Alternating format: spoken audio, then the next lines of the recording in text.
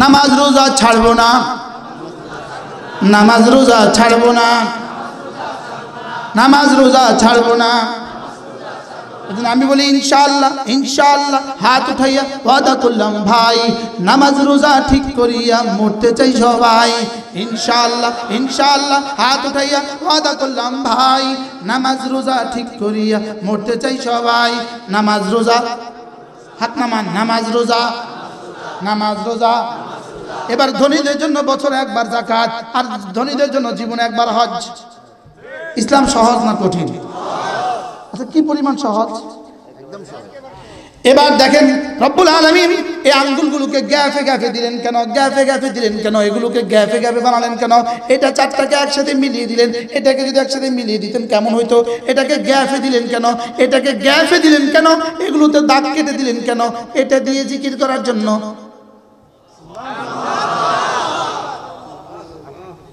কি এই দাগগুলো কে কাটছে? আব্বা কাটছিল? আম্মা কাটছিল? কে কাটছে? রব এটা কেটে দিয়েছে জিকির করার জন্য। আর এটাকে গ্যাফে দিলেন কেন? গনার জন্য। এই চারটা গনেন তো, এই চারটা এটা দিয়ে এটা গনেন, 1,00,000 টাকা বকশিস।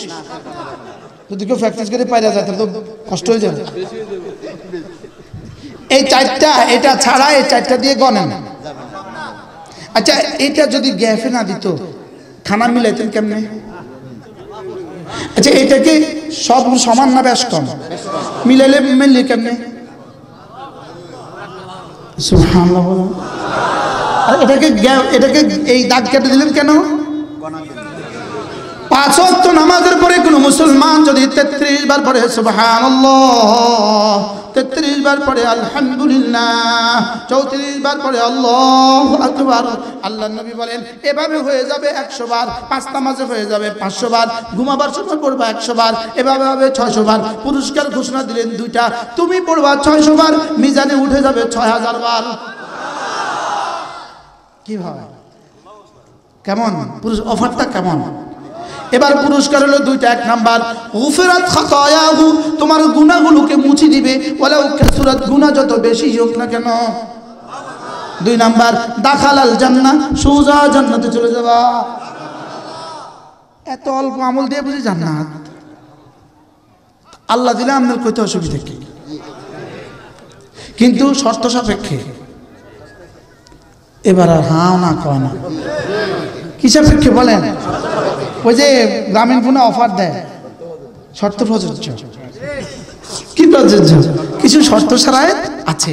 আপনি পাসপোর্ট ভিসার সব রেডি, পাসপোর্ট ভিসার টিকিট সব রেডি, বিমানও দাঁড়িয়ে আছে, সব রেডি, শুধু আপনার ব্যাগে একটা পিস্তল আছে।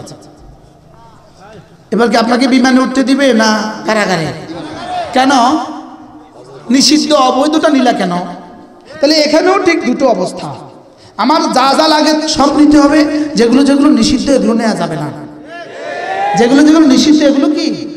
এই দুইটা যদি ঠিক করতে পারি, বাস আমি প্রথম শব্দে ফিরে আসি। রব আমাদেরকে দুনিয়া দিয়েছেন জান্নাত দেওয়ার জন্য। মনে আছে আপনাদের? রব আমাদেরকে দুনিয়া দিয়েছেন কেন? জান্নাত দেওয়ার জন্য।